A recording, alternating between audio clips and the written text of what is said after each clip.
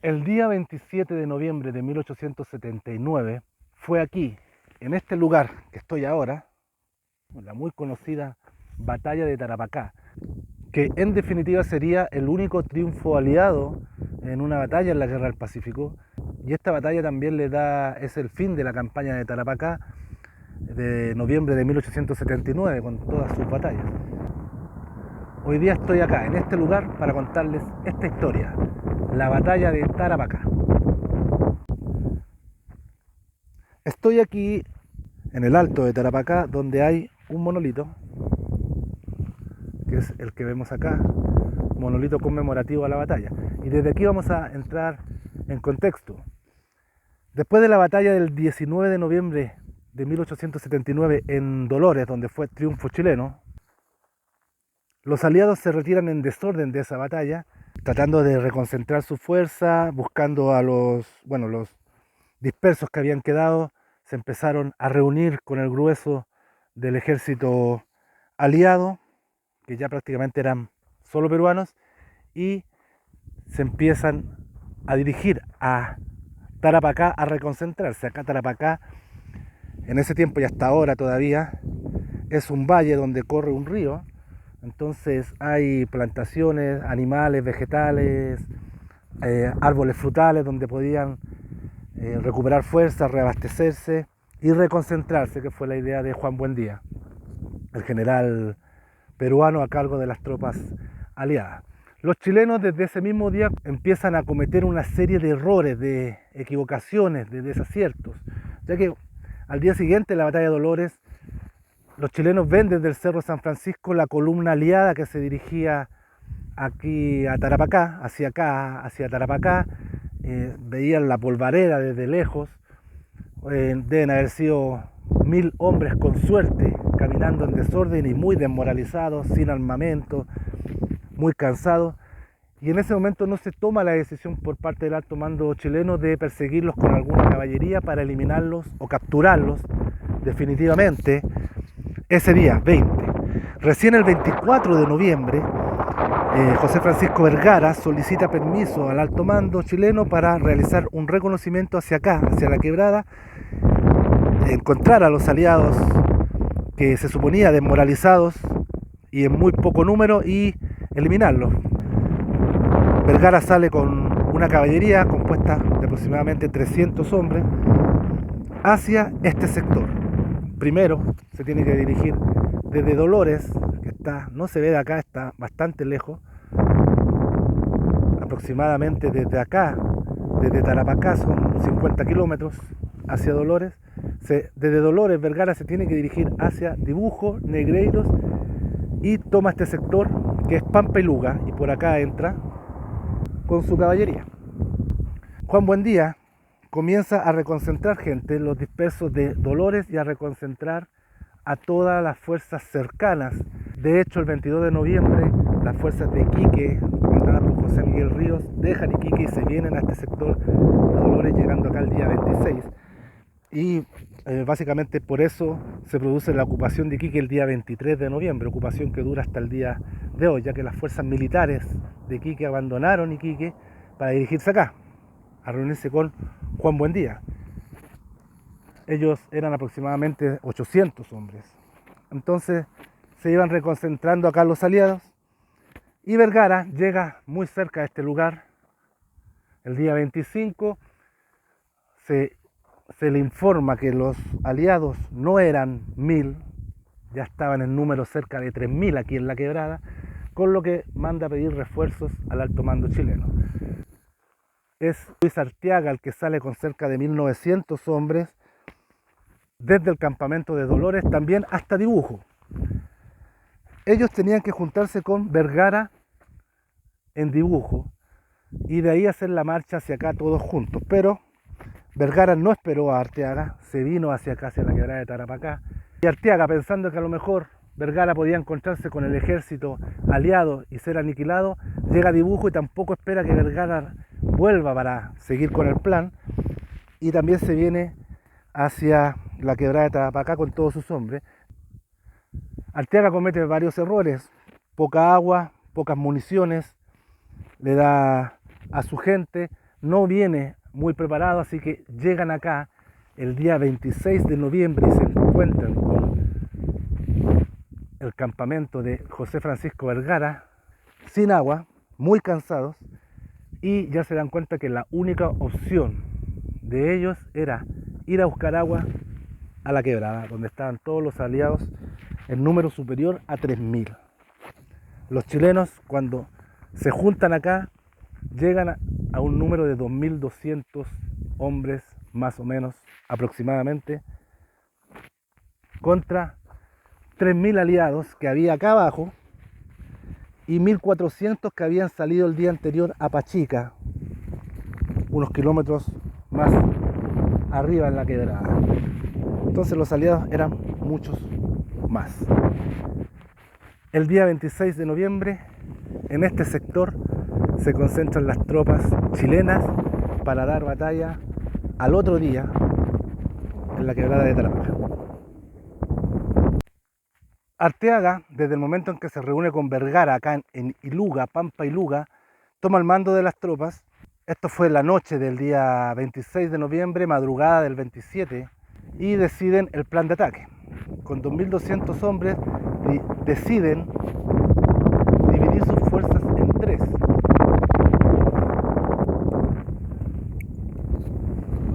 Una fuerza que es el Zapadores, al mando del comandante Ricardo Santa Cruz, debía partir por el alto desde las 2 de la mañana hasta ese sector de allá, mucho más atrás, pasado el poblado actual de Tarapacá, hasta llegar a un caserío llamado Quillaguasa, que está, como le digo, mucho más atrás.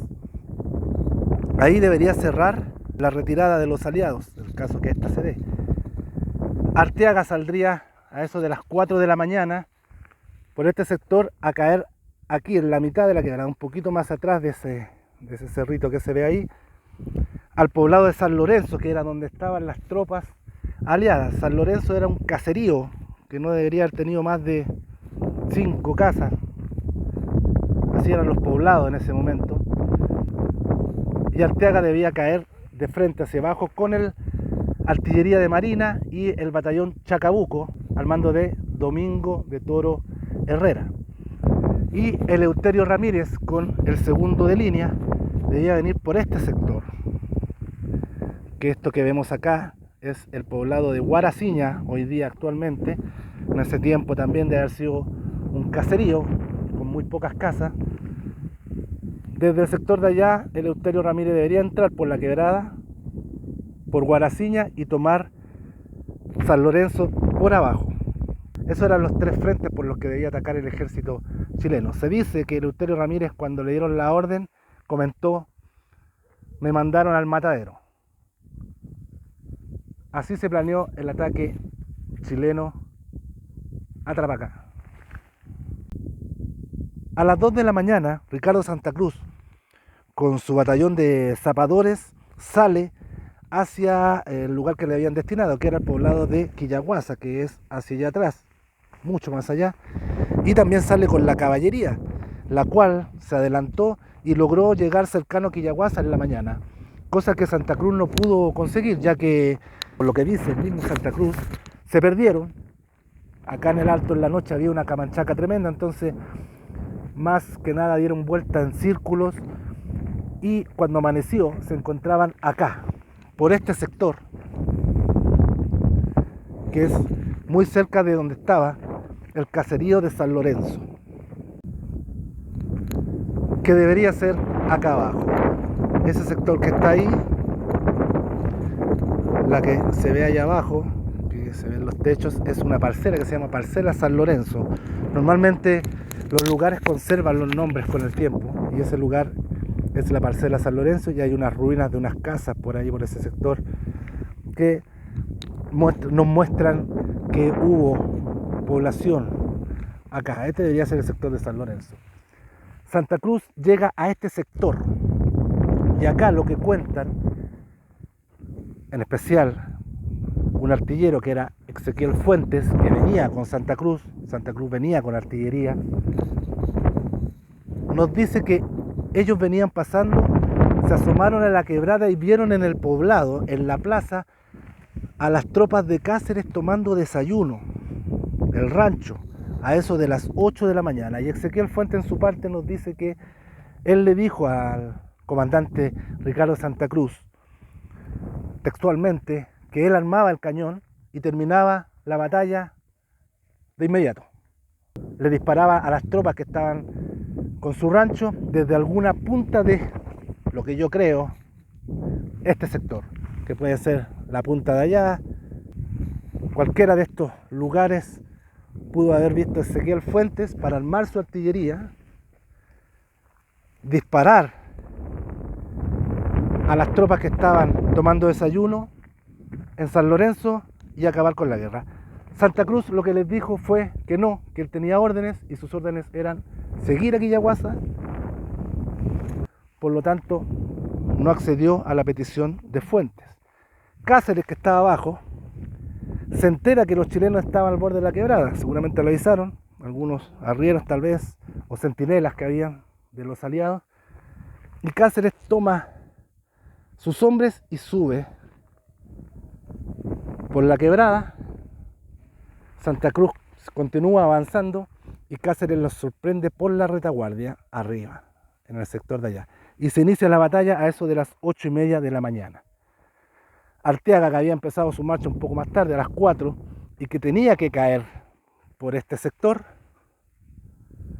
escucha los disparos de artillería de fusil, se da cuenta que la batalla inició y con la artillería de marina y el Chacabuco inician un trote forzado para llegar a apoyar a Santa Cruz allá,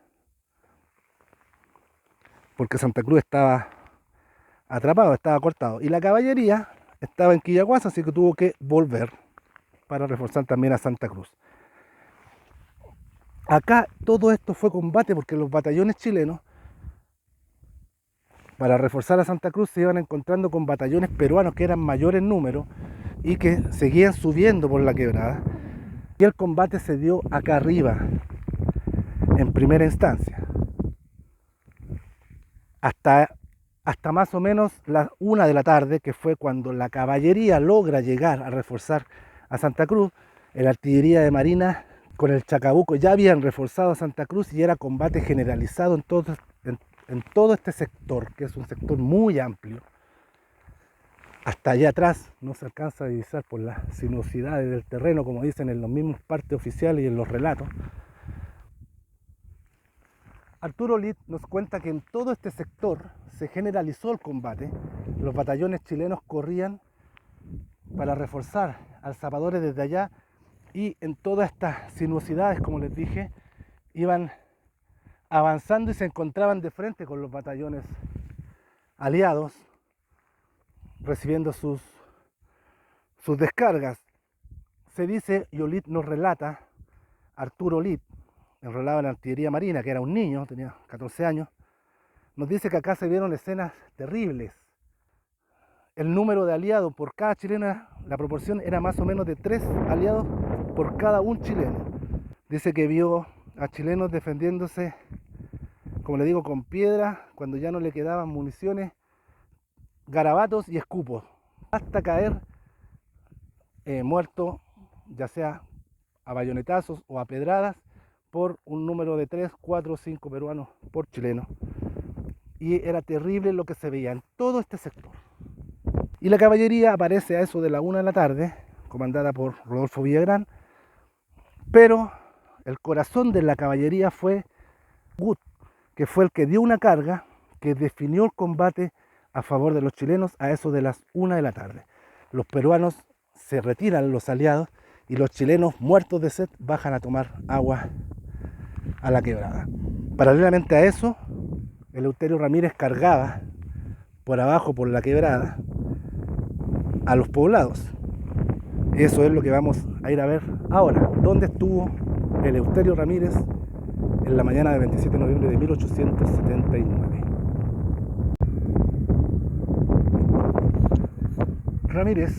Eleuterio Ramírez avanzó por la quebrada en la mañana del 27 de noviembre desde el sector de allá, Guaraciña, a la entrada, pasó San Lorenzo y llegó hasta este sector. En este momento hay una ceremonia conmemorativa de la batalla de Tarapacá.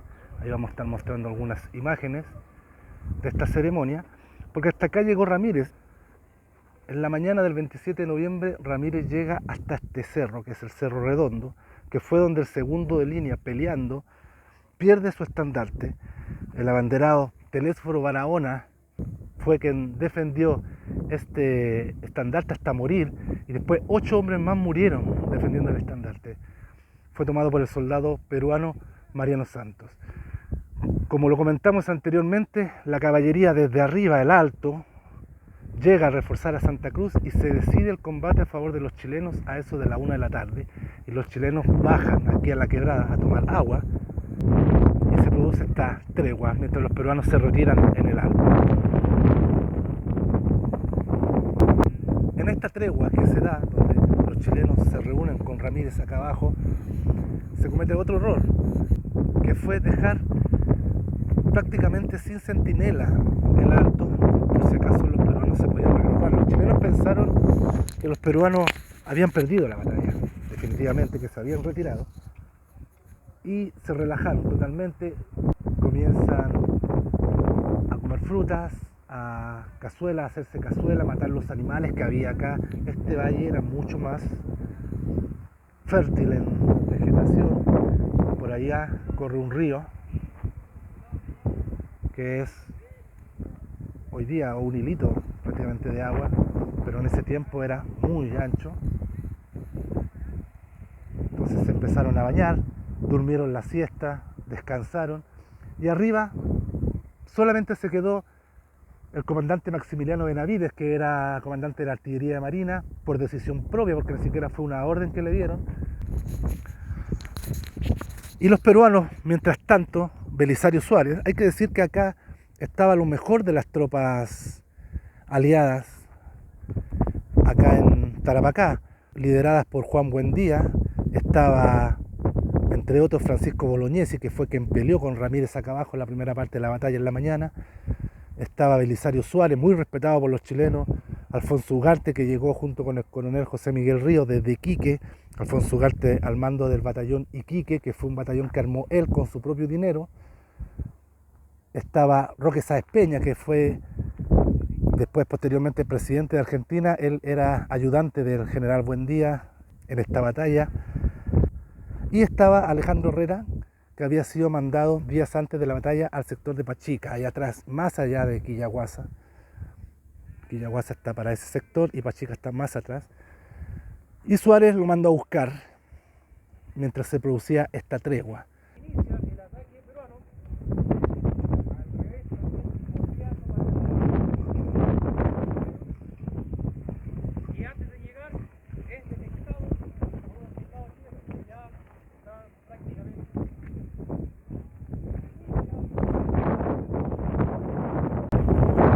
Estamos aquí en el monolito donde se realiza una ceremonia conmemorativa a la batalla del 27 de noviembre de 1879. Como ustedes ven, hay muchos soldados de la Guerra del Pacífico, recreacionistas en realidad, y se va a hacer una pequeña alegoría o recreación de la batalla de Tarapacá.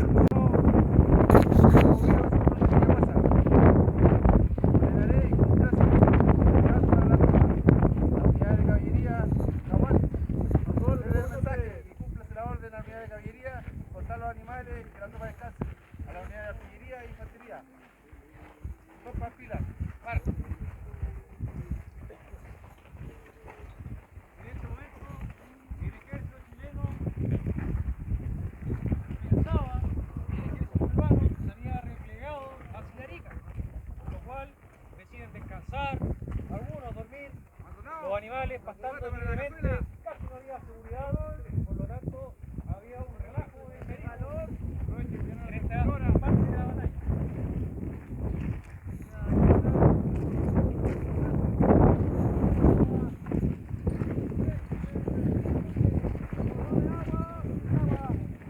Hasta aquí nomás, por favor. Les pido que no avancen más allá.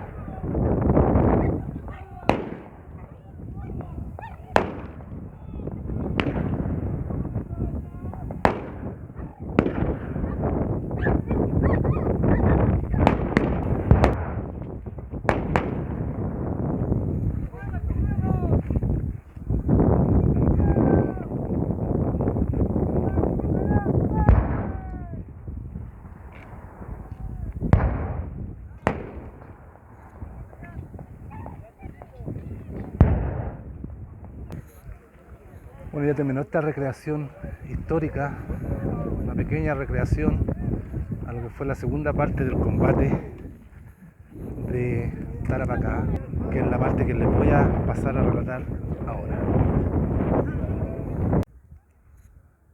A eso de las 4 o 4 y media de la tarde, el comandante Herrera llega con su batallón desde Pachica a reforzar a los peruanos que se encontraban en el Alto, con cerca de 1400 hombres, con quienes inician un contraataque a las fuerzas chilenas que descansaban acá, en la quebrada, en el Bajo. Tomaban agua, comían cazuelas, comían frutas, se bañaban, dormían y descansaban. Los que fueron tomados por sorpresa. El primero que empieza a combatir fue Maximiliano Benavides, que era el comandante de artillería de marina, que había quedado por decisión propia arriba en el Alto como centinela. No había recibido, nadie recibió orden de quedar cuidando el Alto, de dejar centinelas. Es otro error que cometen los chilenos, que se dan cuenta que la batalla se reanuda solamente por los tiros que se sienten en el Alto. Y las órdenes fueron básicamente las mismas, que fueron los batallones que estaban en el Alto en la mañana tenían que volver a tomar esa posición, y Eleuterio Ramírez, que estaba con el segundo de línea acá abajo, tenía que conservar esta posición y defenderla hasta lograr la victoria, cosa que no se logró.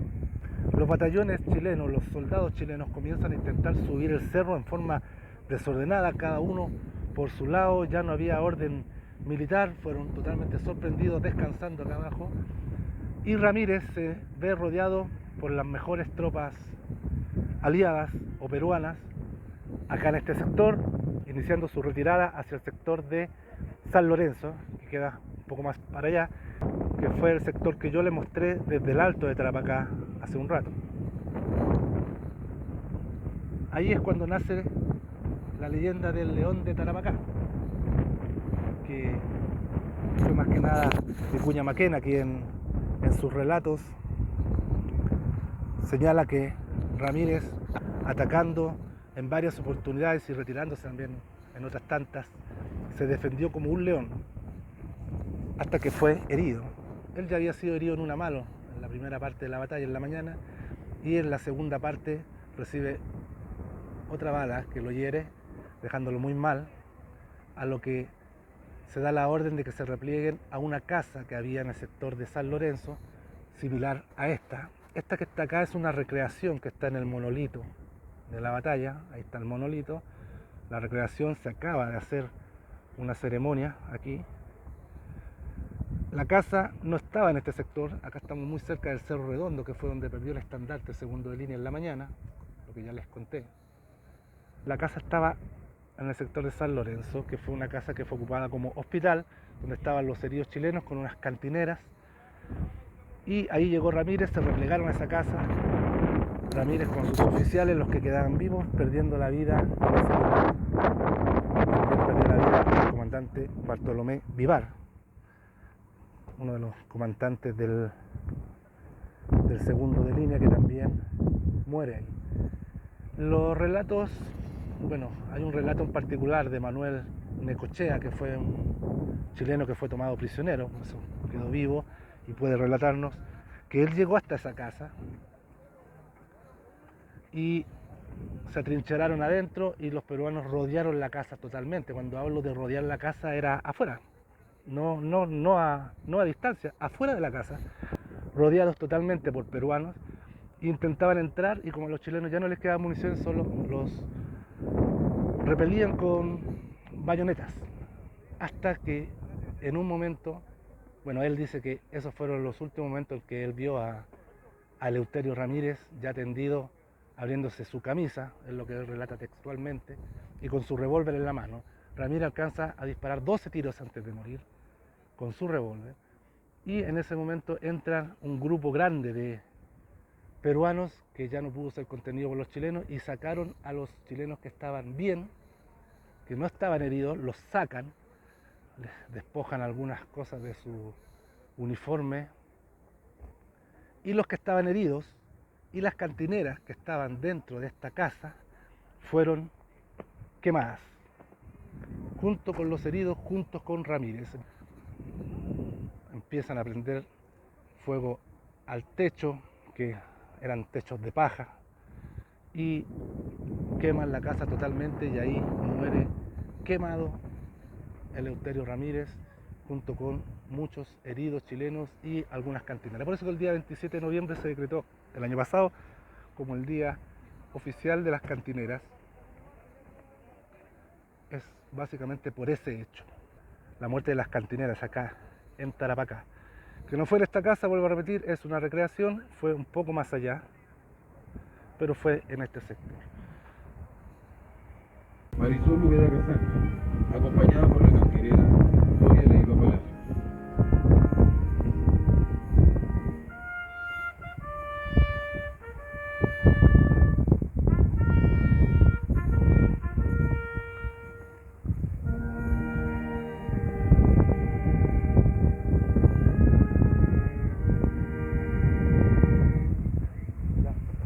Ahí fue en la cocaína.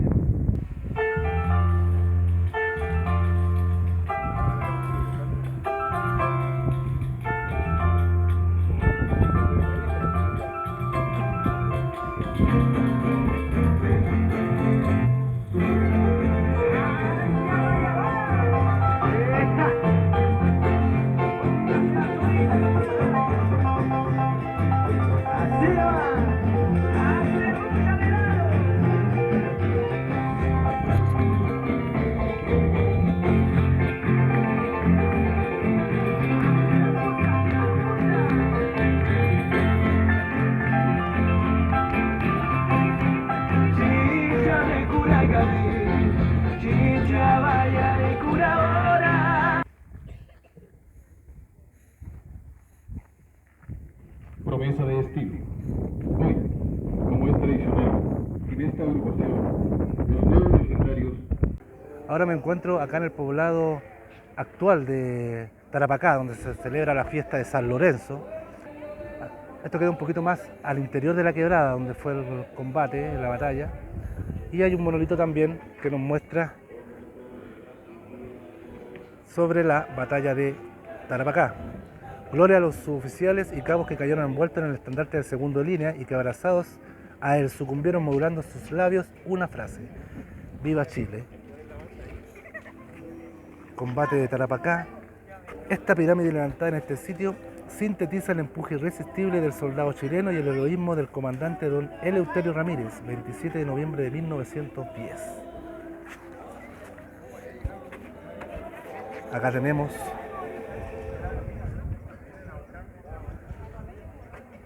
acá dice los nombres de Vivar, Garfias, Silva, Garretón, Colton, Guajardo, López, Bascuñán, Barahona, Morales, Moreno, del segundo de línea, de Valdivieso, Ríos, Urriola, Cuevas, del Chacabuco, de Mendoza, Guerrero, Álvarez, Jordán, Silva, del Zapadores, de oficiales que aquí sucumbieron, forman una leyenda de gloria inmortal y sublime que se titula Vencer o Morir. Y acá la inmortalidad y la gratitud de la patria para los que formaron en las filas del regimiento del segundo de línea batallón Chacabuco, Zapadores, artillería número 2, artillería de marina, granaderos y cazadores, que fueron las unidades que estuvieron acá ese día 27 de noviembre. Y acá en la plaza, como lo vemos, ya se está llenando de gente porque va a haber un desfile en honor a los héroes de Tarapacá. Un lugar maravilloso, que si bien es cierto el año 2015 también lo visitamos con parte de la reserva del ejército de la Tercera Brigada Corazada. Más que nada, quiero dar unas palabras. Quiero dar las gracias a todas las personas que están hoy en día, a los vecinos que han mantenido este lugar, al ejército que ha mantenido la historia en el monolito, han mantenido ese lugar tan hermoso, que para todos los que nos gusta la Guerra del Pacífico nos emotiva. Hoy hay personas que vienen desde muy lejos. Bueno, las voy a nombrar en parte, que son el señor de Cazando Historia, que viene desde Santiago, y que seguramente esto va a salir a nivel nacional, el señor de Guerra del Pacífico, nosotros mismos como agrupación. Esto se publica en todo Chile. La idea es que conozcan este pueblo, que no lo destruyan, así como está hoy en día, que es un lugar maravilloso para nosotros para venir. También quiero agradecer a la Junta de Vecinos, a la Municipalidad de Huara, que en algún minuto también nos han dado un estímulo por mantener la historia también. El próximo año queremos hacer algo en grande.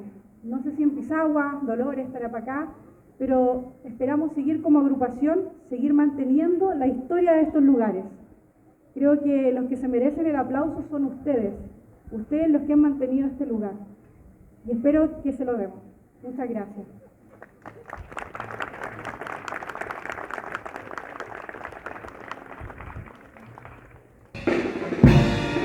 Hace su presentación una compañía del batallón Caracas de la brigada Cazadores.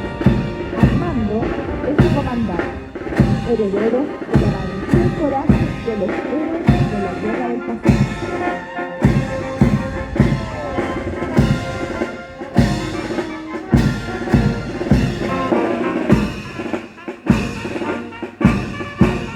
Rinde honores, unos jóvenes marineros de Chile, a mando de su teniente, señor Nicolás Figueroa Gutiérrez.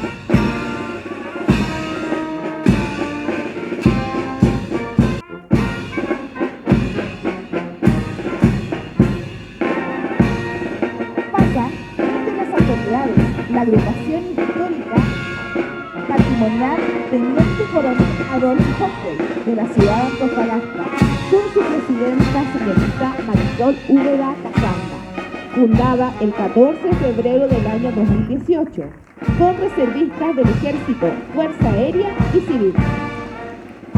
Con un desfile terminó la ceremonia conmemorativa de la batalla de Tarapacá, aquí en el poblado de Tarapacá, en la plaza del poblado de Tarapacá, donde desfilaron el Ejército de Chile, Carabineros, la agrupación histórica patrimonial, el Teniente Coronel Adolfo Juli de Antofagasta, bomberos, una ceremonia cortita pero significativa por lo que en la fecha se conmemora. A todos los que nos gusta este tema de la Guerra del Pacífico es un agrado ver que se hace algo por recordar estos episodios. Acá estamos en el monolito donde ya no queda nadie. Hace poquito esto estaba lleno de gente, soldados de la Guerra del Pacífico, el Ejército de Chile, público general, rindiendo honores a los caídos en este sector. Ramírez había muerto quemado en una casa que está un poco más allá.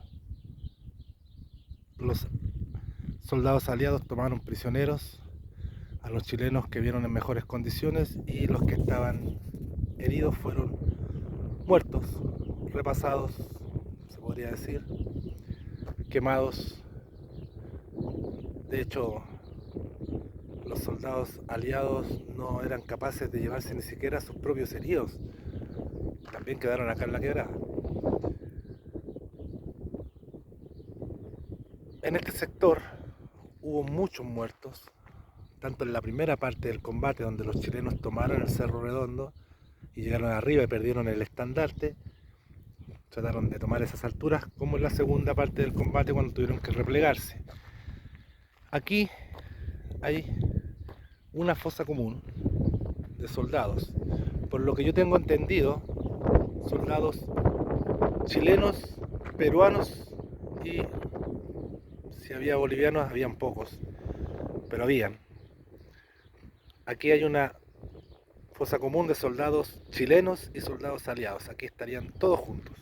Los que se encontraron en los días siguientes a la batalla se juntaron y se enterraron acá.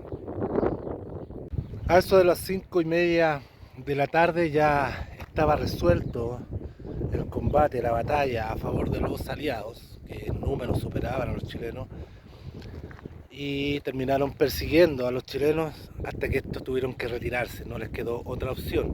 El segundo de línea fue destrozado acá abajo. Muere Ramírez, mueren sus oficiales, muchos soldados, las cantineras, y los que quedan bien son tomados prisioneros. Los que quedan bien son los que están en condiciones de caminar. Los aliados no se iban a llevar a soldados heridos en camilla, en parihuelas, como se llamaban en ese momento. Entonces esos soldados fueron muertos y los que estaban en condiciones de caminar, eran tomados prisioneros. Hay un relato de Arturo Olit, que era de artillería de marina, que es un relato que cuenta con mucho detalle lo que él le tocó vivir y lo que vio. Vio caer a su comandante, Carlos Silva Renard, que es el hermano del comandante que estuvo a cargo de la matanza en la Escuela Santa María en 1907.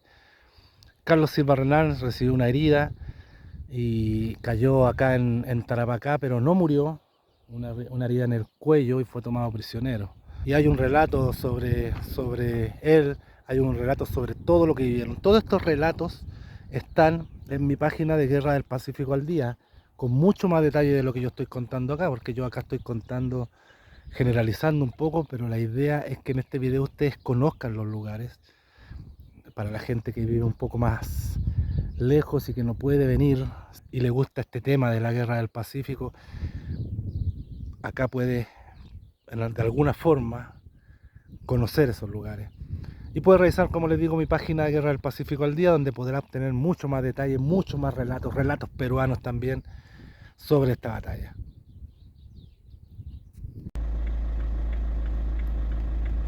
Este de acá es el sector de San Lorenzo, que yo les mostré desde el alto, y podemos ver que ahí hay unas ruinas. Esas son casas que seguro estaban en el tiempo de la guerra. De hecho, la parcela San Lorenzo está un poquito más para allá. Se dice que esa podría ser la casa donde murió Eleuterio Ramírez. La verdad es que es muy difícil saberlo, ya es imposible de comprobar si fue esa la casa donde murió Ramírez y las cantineras y los heridos chilenos. Es probable, ¿por qué no? A veces entre creer y no creer, creer le da un poquito más de valor a estos lugares. Bueno, de hecho estamos en el mismo lugar donde ocurrieron los sucesos, pero ¿por qué no? A lo mejor esa es la casa en cuestión, la casa donde murieron estos chilenos, o si no fue ahí, fue muy cercana. Lo cierto es que esas paredes, esas ruinas eran de una casa que estaba en la época, donde muchos chilenos tal vez se cubrieron ahí, pelearon ahí, y muchos aliados también, ¿por qué no decirlo? Murieron heroicamente, cada uno defendiendo los intereses de su país. Este es donde se supone que estaba ese caserío de San Lorenzo. Ese día 27 de noviembre de 1879.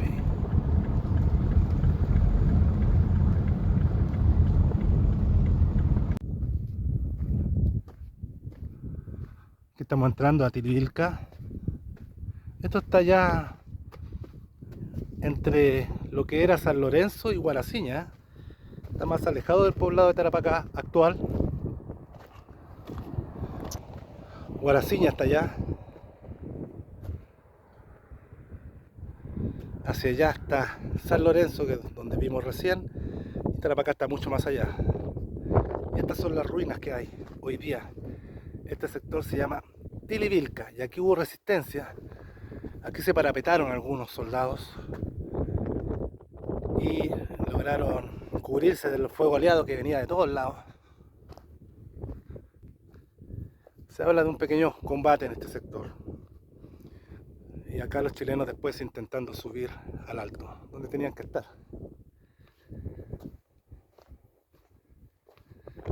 Estamos revisando los lugares por donde hubo combate en este día 27 de noviembre, batalla de Tarapacá.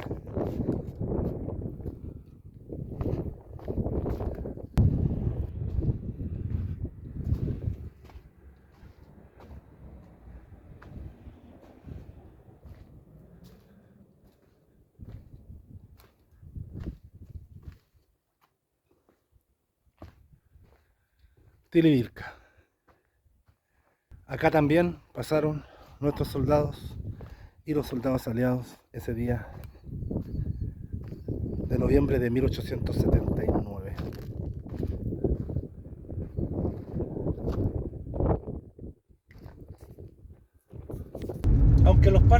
oficiales chilenos nos quieran hacer creer que la retirada fue en orden y tranquilamente, la verdad es que como se dieron las cosas y como fue esta batalla, lo más probable es que no haya sido así.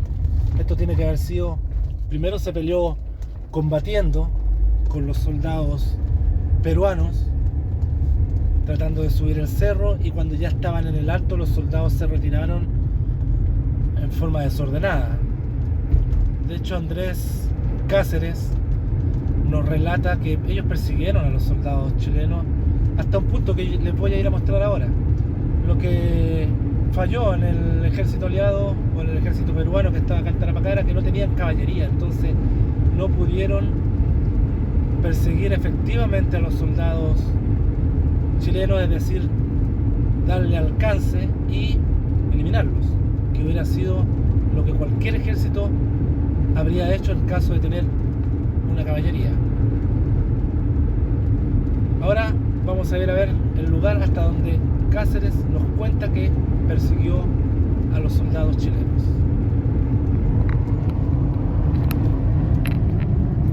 Andrés Avelino Cáceres, en su memoria, nos cuenta, nos relata que después de la batalla de Tarapacá, que terminó a eso de las 5:30 de la tarde, más o menos, persiguieron a los chilenos ni más ni menos que hasta este sector que vemos acá, y ahí podemos ver a ese señor que es el que hoy día nosotros llamamos el gigante de Tarapacá. Este es el Cerro Unita, ubicado muy cerca de Tarapacá.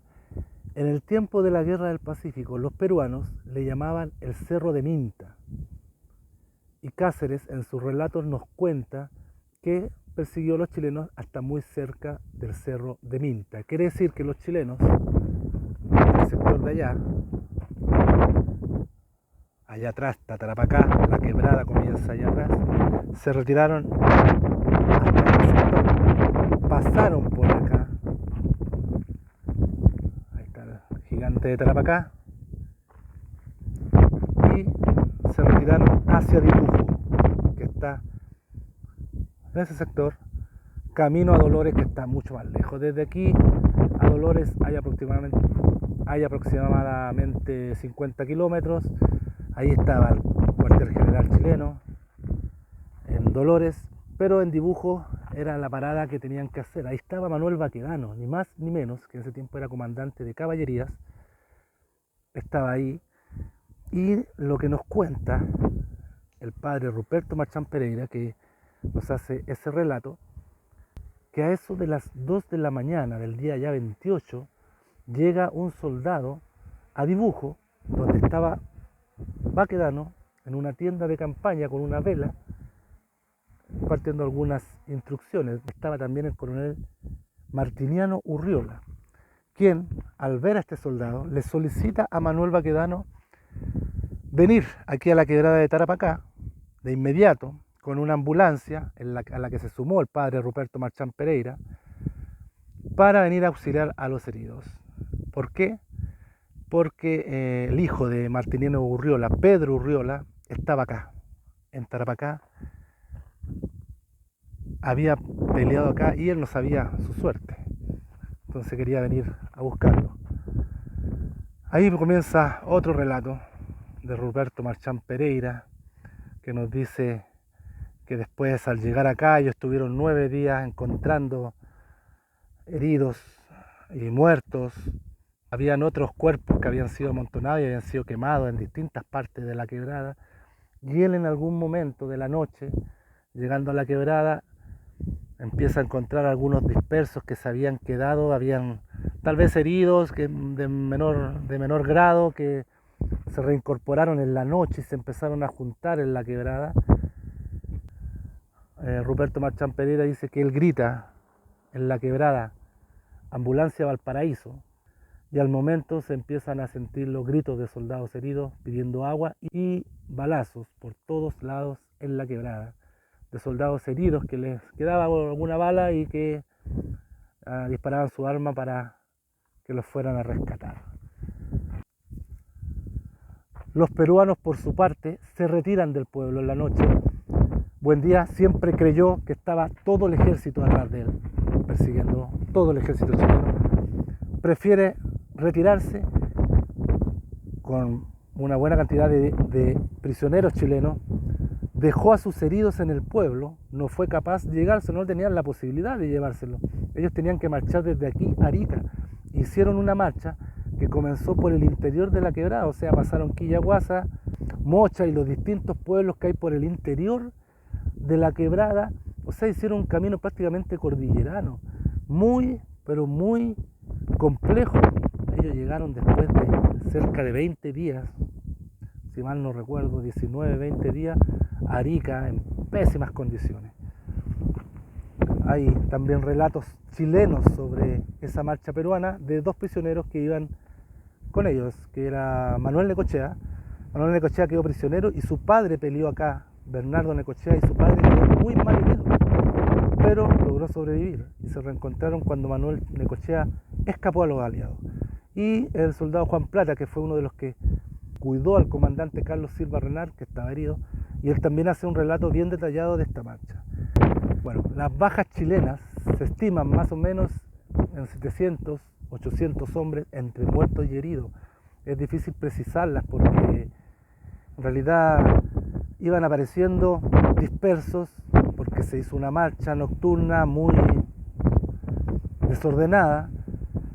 Iban apareciendo dispersos los días siguientes, heridos que morían días después por sus heridas, y los que fueron encontrando acá en la quebrada, muchos quemados, que fue muy difícil reconocerlos. Incluso Eleuterio Ramírez fue reconocido después de más de un mes.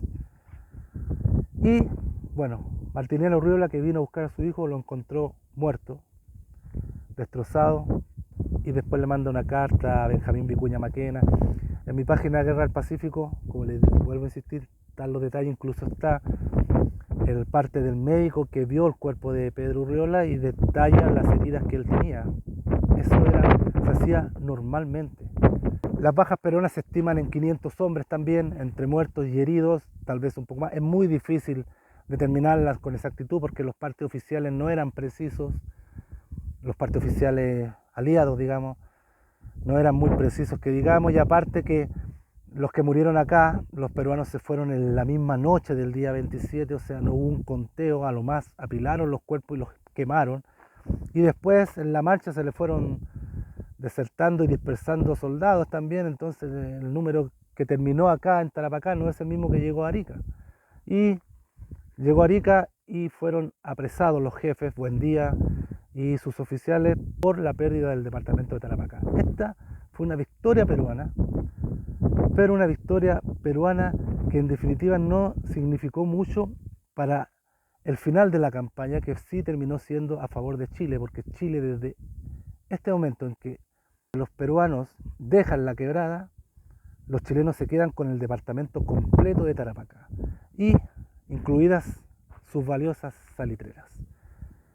Mi nombre es Rodrigo Carmona, soy el administrador de la página Guerra del Pacífico al Día. Ahí puede ver todos los detalles de esta batalla, de lo ocurrido anteriormente, lo posterior se va publicando a diario. También pueden seguir y pueden suscribirse a mi canal de YouTube, donde estoy subiendo todos estos videos. Con este video ya prácticamente terminamos la campaña de Tarapacá, donde se subieron los videos del combate de desembarco anfibio en Pisagua, combate de Pampa Germania, con la batalla de Dolores el 19 de noviembre, la ocupación de Iquique y ahora Tarapacá. Un mes de noviembre que es muy, pero muy importante para lo que es la primera región hoy día de Chile. También pueden seguir mis redes sociales, TikTok, Instagram, donde estoy subiendo ahí algunas cositas, videos cortitos y algunas cositas ahí en Instagram también. Y los invito a que me sigan y conozcan estos lugares. Los que no pueden venir a conocerlo acá en vivo y les gusta la historia, acá tienen una oportunidad por lo menos de hacerse una idea de cómo son y cómo fueron donde estuvieron nuestros antepasados chilenos y los aliados también combatiendo cada uno por su país. Un saludo para todos, nos vemos en el próximo video.